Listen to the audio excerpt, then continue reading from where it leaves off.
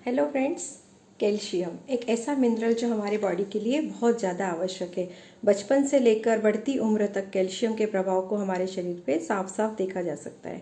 जब बच्चे का बर्थ होता है, वह ग्रोथ होती है, तो हमने बचपन से सुनते आए हैं कि अपने आहार में दूध को शामिल करना चाहिए। बच्चों को दूध पिलाइए, बच्चों को उसमें न्यूट्रिशन डाल के पिलाइए ताकि उनकी बोन्स मजबूत हो। और सीधा सा संबंध है, अगर बोन्स मजबूत होंगी तो वो हेल्दी होंगी, उसके साथ साथ ग्रोथ होगी और बच्चे की हाइट भी बढ़ेगी।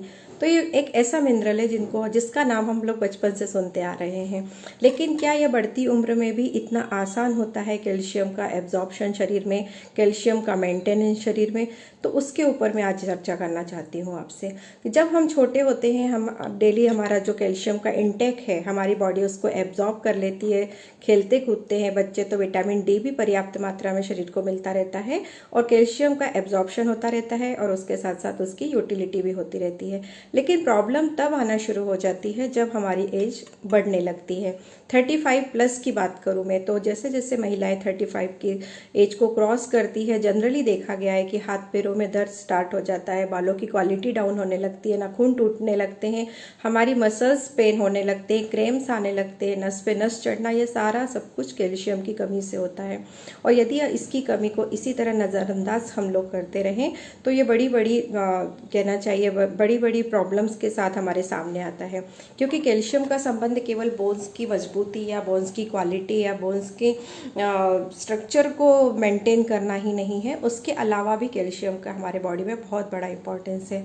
जैसे जनरल बात करूँ कि जितना हम कैल्शियम लेते हैं उसका 99% तो हमारे बोन्स के लिए काम आता है, लेकिन जो 1% बचता है वो हमारे ब्लड में रहता है और उस 1% का ब्लड में बहुत बड़ा स्थान है। ये ब्लड के क्या करता है, ब्लड के कॉम्बिनेशन को रेगुलेट करता है, हार्ट बीट को रेगुलेट करता है, इसके साथ साथ हार्मोनल्स जो हमारे शरीर में हार्मोन्स होते हैं उसके स्टिमुलेशन में, उसके सिक्रीशन में और उसकी क्वालिटी के लिए कैल्शियम बहुत हद तक जिम्मेदार है।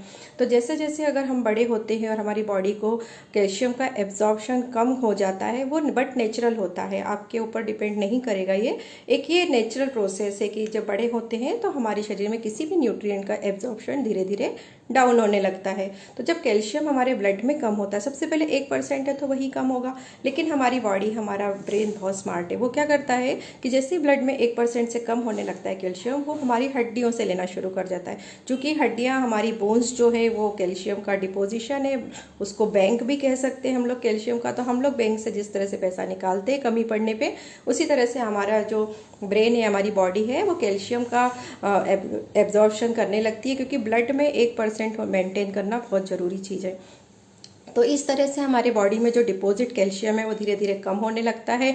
और अगर हम अलग से उसका इनटेक नहीं करते हैं, अगर हम कैल्शियम को ऊपर ध्यान नहीं देते हैं, उसको इनटेक नहीं करते, तो हमारी बॉडी में उसकी कमी होती चलती है। और ये ज़रूरी नहीं है कि बढ़ती उम्र में ही है, बच्चों में भी कैल्शियम की कमी से रिकेट्स देखा गया है, उनकी आईसाइट वीक होती देखी गई है, उनके बालों की क्वालिटी ख़राब होती देखी गई है, बाल झड़ना, बाल समय से पहले सफ़ेद होना, मसल्स पेन, क्रेम्स पड़ना, नस पे नस चढ़ना, ये काफ़ी सारे सिम्टम्स है जिनसे महिलाएं निकलती हैं। और पेन किलर खा के या फिर एलोपैथी की दवाइयाँ लेके उतनी समय के लिए हमें ज़रूर आराम मिल जाता है, लेकिन उसका ये स्थायी हल नहीं है।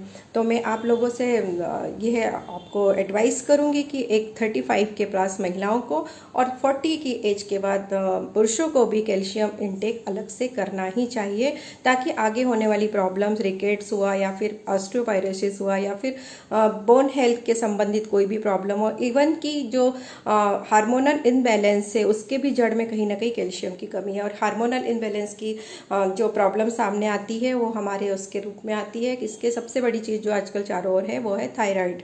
थायराइड के अलावा, थायराइड में भी थायरोक्सिन की हार्मोन की कमी के कारण और उसके ठीक से सिक्रेशन न होने के कारण थायराइड देखा गया है। इसके साथ साथ जो डायबिटीज़ है वह भी इंसुलिन के डिसऑर्डर के कारण हो रही है। तो इंसुलिन के भी डिसऑर्डर होने में कहीं ना कहीं कैल्शियम का हाथ है। तो इस चीज़ को आप लोग ध्यान रखिए। अगर आप रेगुलर कैल्शियम लेते हैं तो भविष्य में इस तरह की होने वाली संभावनाओं से आपको निजात मिल सकती है। तो बी केयरफुल, अपने ऊपर ध्यान दीजिए। कैल्शियम इंटेक 35 के पास और 40 के बाद आप लेना जरूर शुरू कीजिए। Thank you.